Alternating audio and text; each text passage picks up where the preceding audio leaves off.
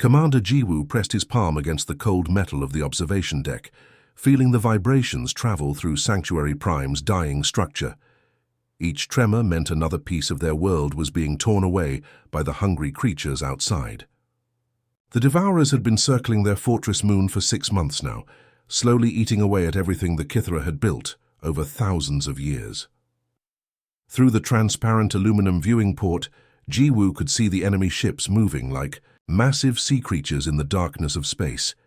They weren't really ships at all, but living things the size of cities, with tentacles that could crush a battleship and mouths that opened to reveal rows of grinding teeth. The Devourers had evolved to consume entire civilizations, and they were very good at their job. "Commander, the Eastern Shield generators are failing," called out Sub-Commander He-Jin from her station. Her voice carried the weight of exhaustion that had settled over all of them.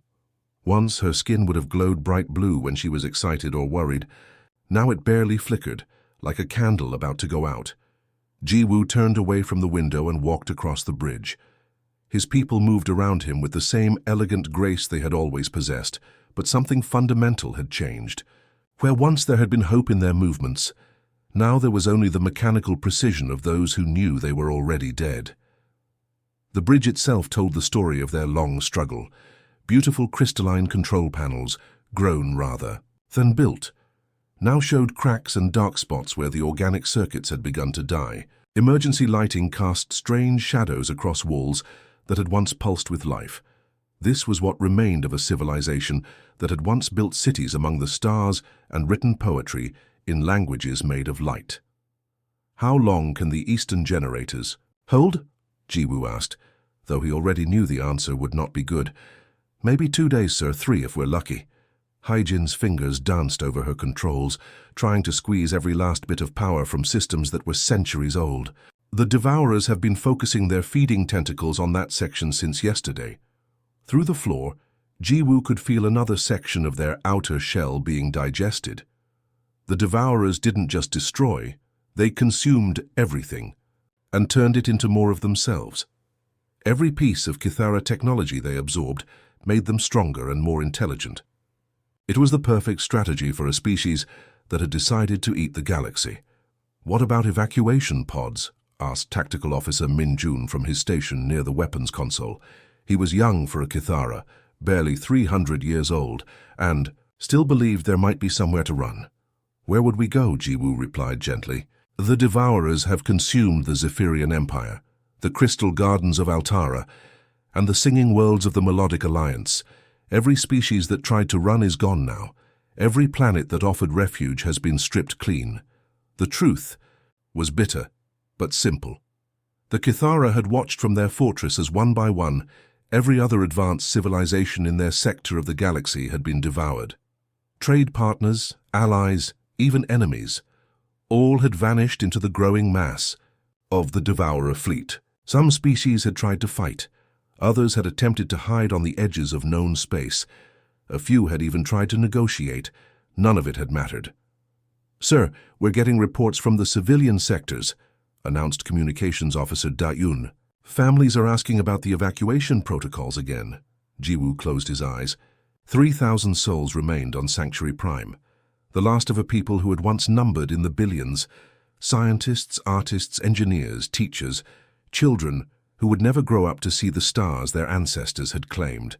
They all looked to him for answers he didn't have. "Tell them we're exploring all options," he said, hating himself for the lie. There were no options left. The Devourers had learned patience over their long hunt across the galaxy.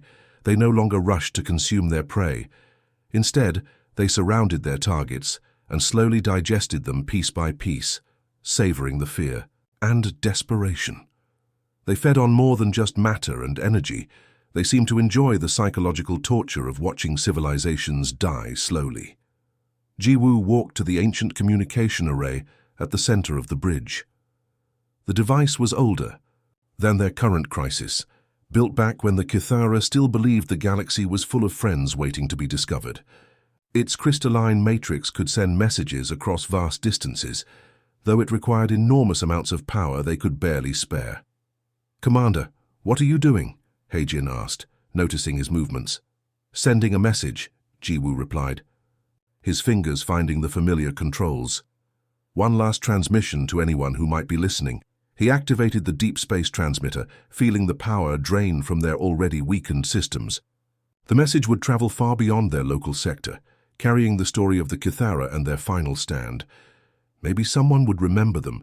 Maybe somewhere in the vast darkness of space, another species would learn from their fate.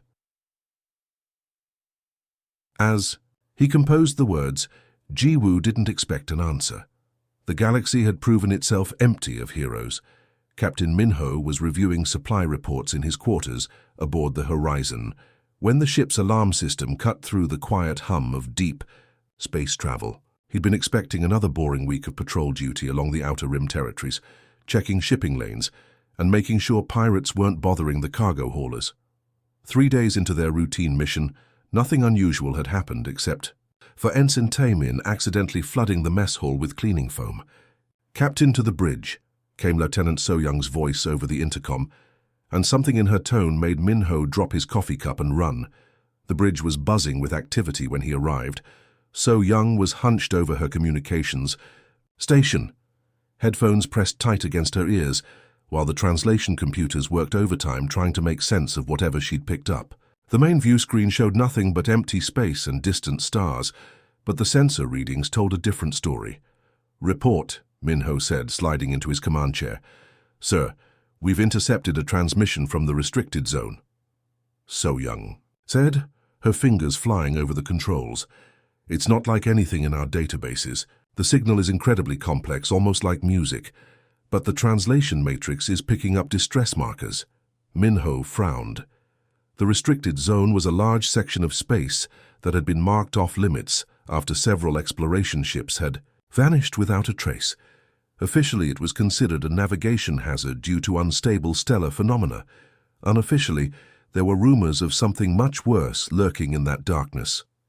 "Let me hear it," he ordered.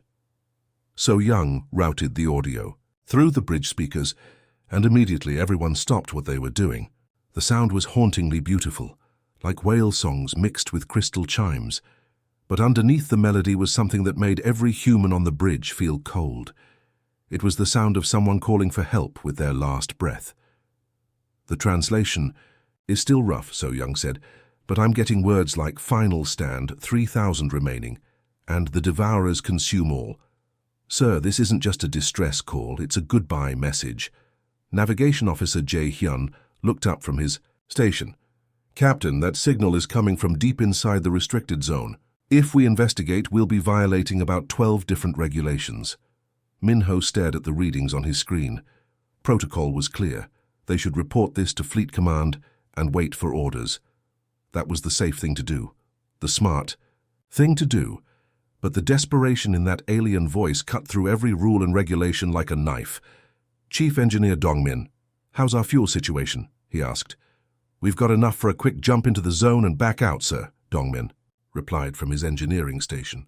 "But if we run into trouble, we won't have much room for extended maneuvering." "Weapons status?" "All systems green, Captain," reported Tactical Officer Sung-ho, "though I should mention that our armament is designed for dealing with pirates and smugglers, not whatever made that entire sector off limits." Minho made his decision.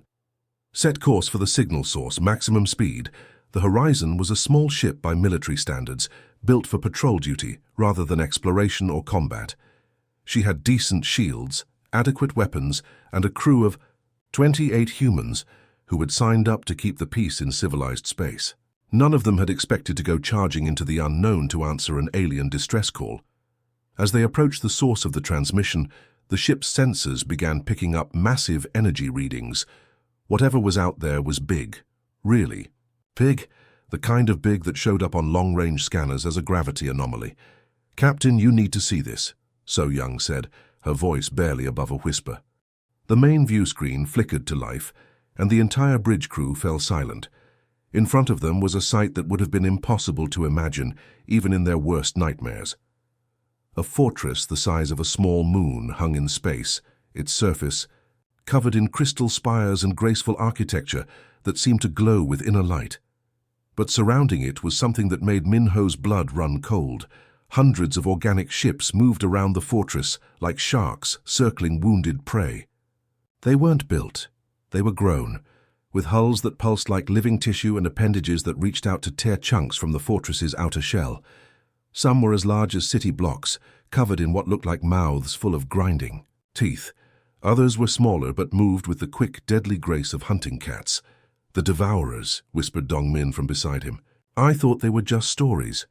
Every human in the outer colonies had heard the rumors, entire star systems going dark overnight, rescue ships finding nothing but empty planets with all the cities missing. Some claimed it was a plague that dissolved matter itself. Others said it was a swarm of machines that converted everything into raw materials. But the truth was worse than any of the stories. "Sir, I'm reading massive energy discharges from the fortress," Sung-Ho reported. "They're fighting back, but their power levels are dropping fast."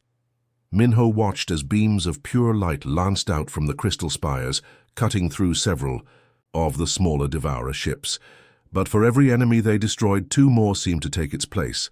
The fortress was clearly losing, and it had been losing for a long time. "How many life signs on that station?" he asked. So Young worked her controls frantically. "It's hard to get a clear reading through all the interference, but I'm detecting approximately 3,000 individual consciousness patterns. Sir, they're the last survivors of whatever species built that fortress." The bridge fell quiet, except for the hum of the ship's systems.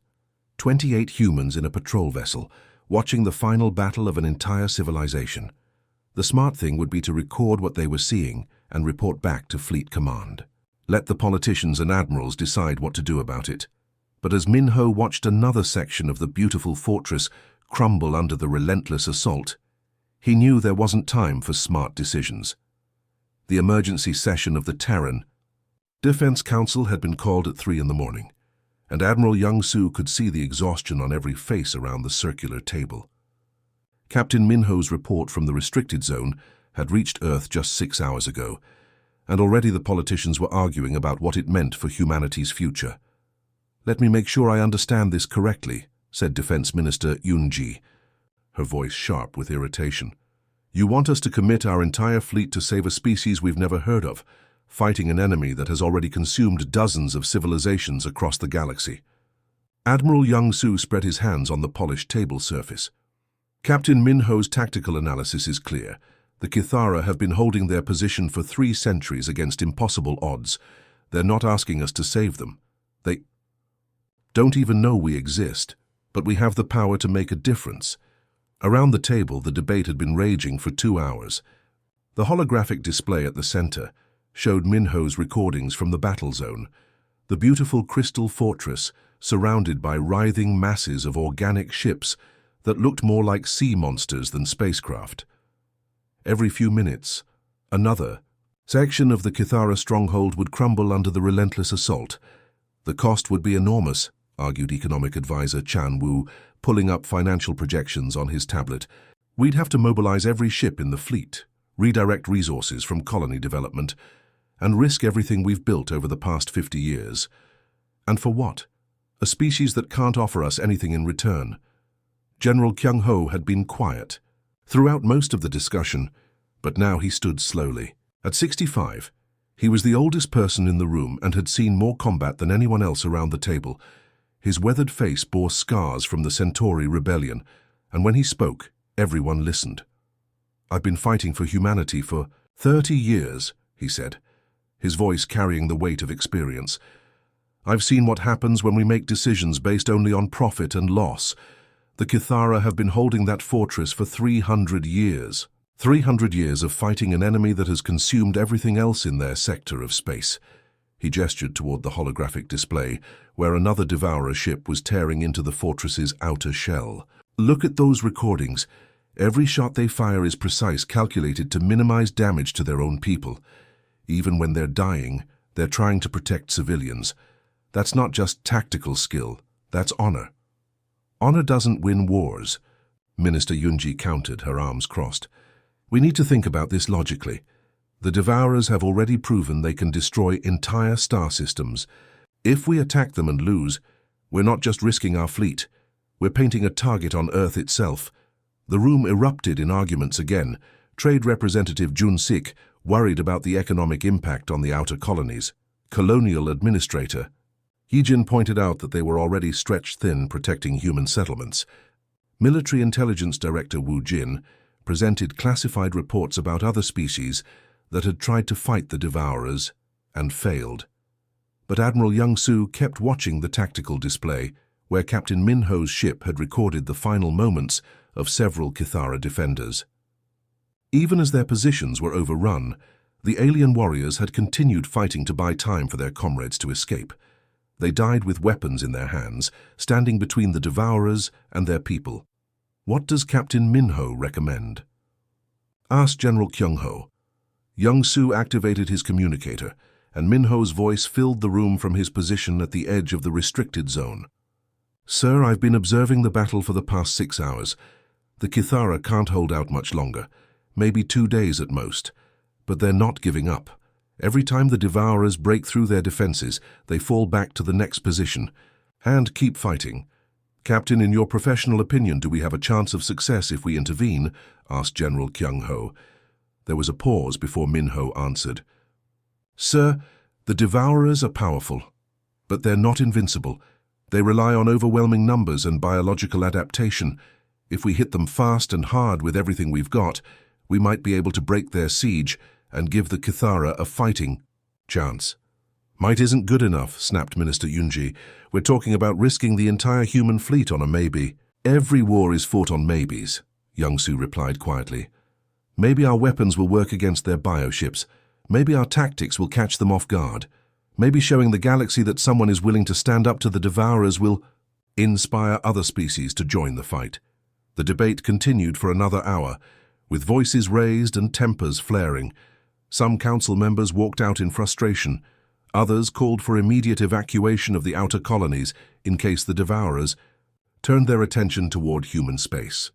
But gradually a different kind of argument began to emerge. Lieutenant Colonel Su Jin from the Marine Corps spoke about the oath every military officer took to protect the innocent. Ambassador Kite mentioned the fundamental principles that had guided humanity's expansion into space: cooperation, exploration, and the defense of those who couldn't defend themselves. Even some of the politicians began to shift their positions as they considered what it would mean for humanity's reputation if they abandoned the Kithara to die alone. "We have to ask ourselves what kind of species we want to be," said General Kyung-ho finally. "Do we want to be the ones who watched a civilization die because it wasn't profitable to save them? Or do we want to be the ones who stood up when it mattered?" The final vote was called at dawn. 12 members of the council voted to mobilize the fleet and intervene in the battle for Sanctuary Prime. 10 voted against it, arguing for a more cautious approach. 1 abstained, saying the decision was too important for politicians to make. Admiral Young-Soo looked around the table at the exhausted faces of humanity's leaders. "The motion passes. We're going to war." As the council members filed out to begin preparations, Minister Yunji stopped beside Young-Soo's chair. "I hope you know what you're doing, Admiral. If this goes wrong, it won't just be the Kithara who pay the price." "If we do nothing," Young-Soo replied, "we'll pay a different kind of price. The kind that keeps you awake at night for the rest of your life." Within hours, every human military base in known space received the same order: prepare for immediate deployment to the restricted zone. Humanity was about to discover what it truly meant to stand with the forgotten. The space around Sanctuary Prime lit up like a fireworks display as 200 human ships materialized from hyperspace. Captain Min-ho watched from the bridge of his flagship as the massive Devourer biofleet turned toward this new threat, their organic hulls pulsing with confusion and rage. The timing couldn't have been more perfect or more terrifying. "Sir, the Kithara fortress shields just went down completely," reported Communications Officer So Young, her voice tight with tension. "I'm reading massive hull breaches across their outer sections." Through the main view screen, Min-ho could see the crystal spires of the alien fortress flickering like dying candles. Chunks of beautiful architecture were being torn away by devourer-feeding tentacles the size of subway trains. After 3 centuries of siege, the Kithara were finally losing their last stronghold. "All ships, this is Admiral Young-Soo," came the voice over the fleet communication channel. "We didn't come this far to watch these people die. Battle formation. Alpha 7. Hit them fast, hit them hard, and don't give them time to adapt. Minho's destroyer Horizon led the first attack wave, diving straight toward the largest concentration of Devourer ships. Behind him came cruisers, frigates, and fighter squadrons, everything humanity could spare for this desperate gamble. The enemy bioships were already turning to face them, mouths opening to reveal rows of grinding teeth and weapon pods that looked like infected organs. "Weapons free!" Minho shouted. "Target the big ones first!" The first salvo of human missiles streaked across space like angry meteors. Unlike the elegant energy weapons the Kithara had been using, human ordnance was designed for one purpose: to blow things up as efficiently as possible. The warheads punched through Devourer bio-armor and exploded deep inside their living hulls, causing massive internal damage that the creatures had never experienced from their previous prey. "Direct hits on targets 7 through 12, called out Tactical Officer Sung-ho. "Sir, their regeneration systems can't keep up with the explosive damage." But the Devourers weren't helpless.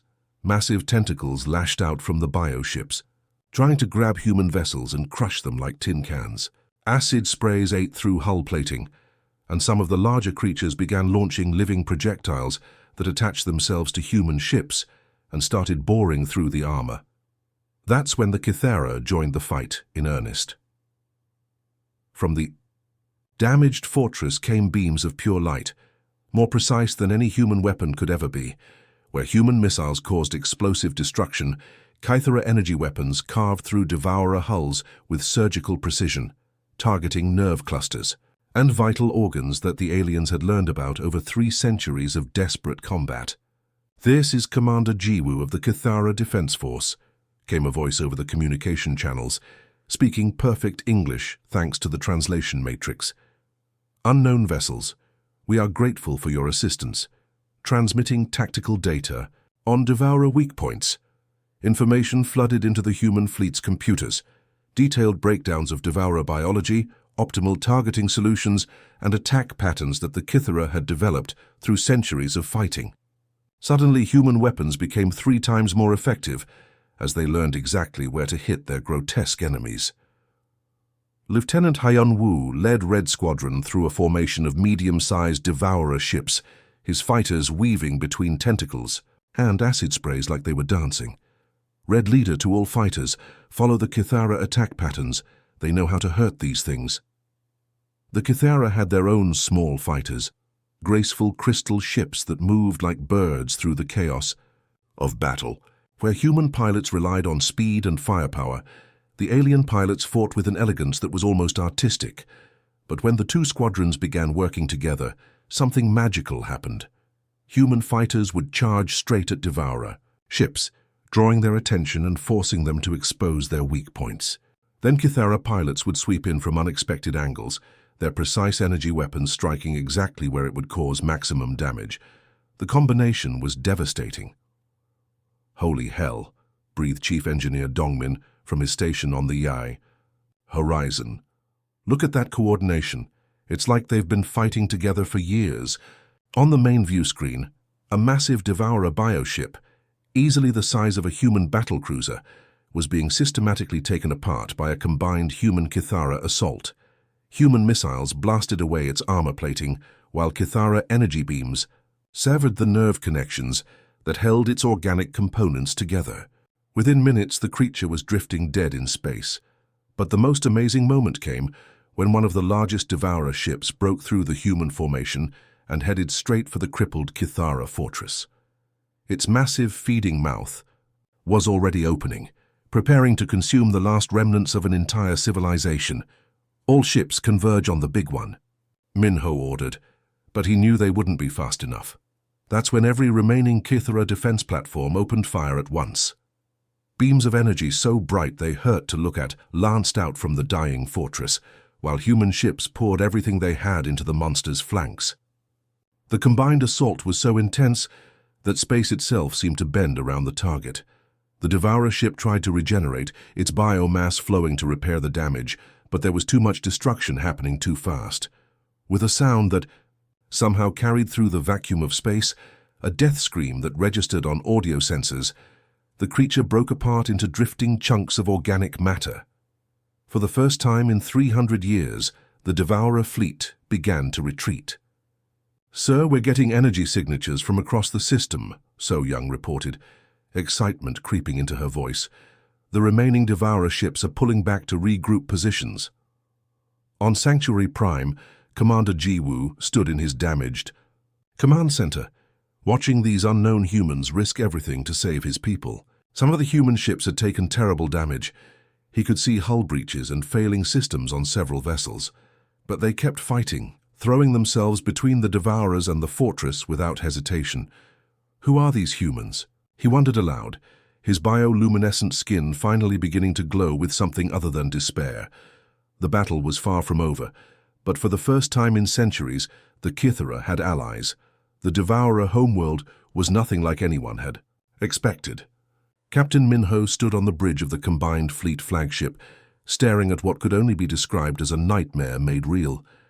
The entire planet was alive, a massive sphere of writhing organic matter that pulsed with a sickly green light. Tentacles the size of mountain ranges stretched out into space, while the surface crawled with activity that hurt to look at directly. "My God," whispered Chief Engineer Dongmin from his station. "How many worlds did they consume to build that thing?" Commander Jiwoo stood beside Minho, his bioluminescent skin patterns shifting between determination and deep sadness. "Our archives speak of the Devourer's origin," he said quietly. "They were once a peaceful species, but something infected their homeworld centuries ago. A parasitic organism that changed them into what they became." The combined human Kithara fleet hung in formation around the twisted planet, 200 ships representing the last hope of stopping the Devourers forever. After the successful defense of Sanctuary Prime, they had tracked the retreating bioships back to their source. What they found was worse than anyone had imagined. "Fleet-wide communication coming in," reported Lieutenant So Young. "It's Admiral Young Soo." The Admiral's voice filled the bridge. "All ships, this is it. Intelligence suggests that if we can destroy the central control organism on that planet, the entire Devourer network will collapse. But we have to get through their defensive fleet first."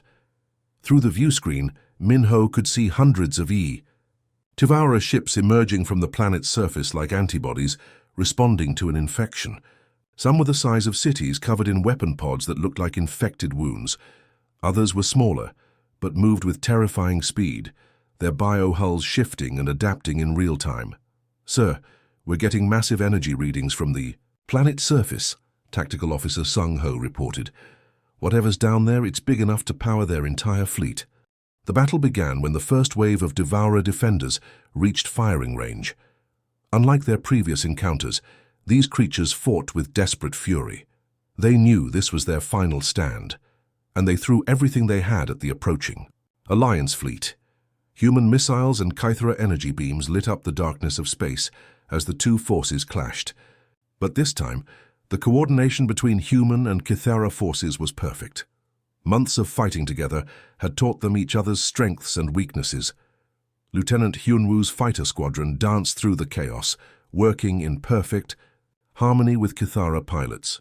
"Red Leader to Crystal Wing, I'm marking targets for precision strikes," he called out, his fighters painting Devourer weak points with targeting lasers. The Kithara pilots responded immediately, their elegant ships swooping in to deliver surgical strikes exactly where they would cause maximum damage. It was like watching a deadly ballet performed in the vacuum of space. But the real breakthrough came when Dr. A. Ree, the fleet's xenobiologist, made a discovery that changed everything. She had been studying samples of Devourer biomatter captured during previous battles, and what she found was shocking. "Captain, you need to see this," she said, her voice tight with excitement and horror. "The Devourers aren't truly evil, they're sick. The parasite that infected them centuries ago is still controlling their behavior. If we can find a way to cure the infection rather than just killing them—" Minho looked at Jiwoo and the Kithara. Commander's skin patterns shifted to show understanding. "Your Dr. Ari is correct," Jiwoo said. "Our archives contain references to the original Devourer species. They were scientists and explorers, much like your people. The parasite turned them into monsters against their will.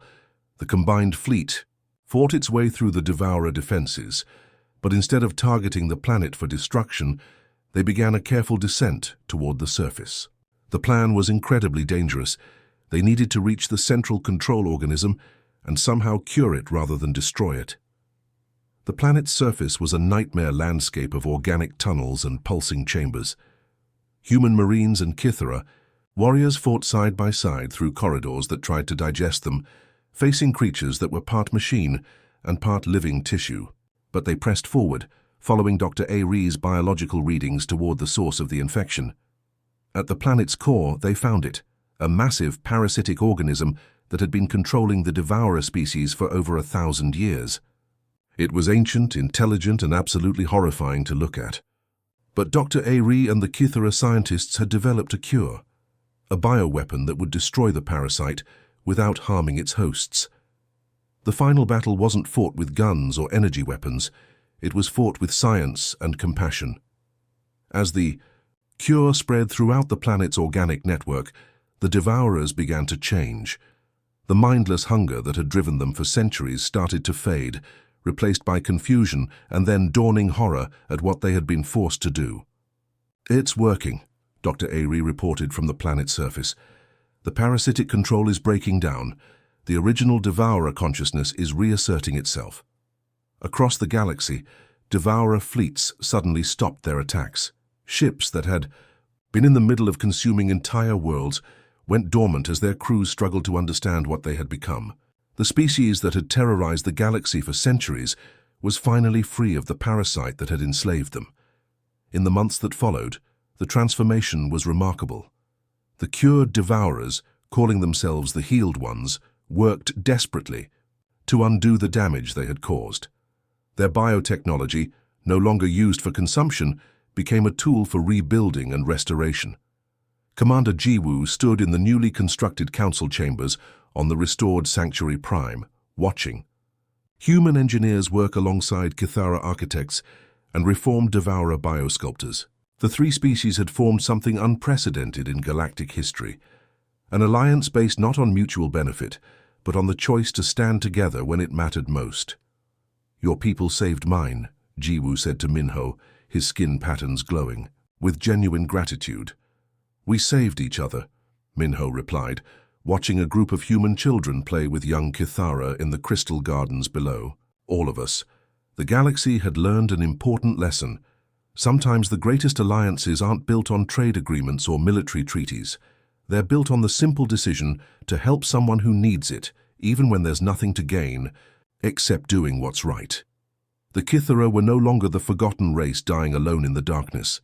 The devourers were no longer monsters consuming everything in their path. And humanity had found its true place in the galaxy, not as conquerors or traders, but as the species willing to fight for others. The end.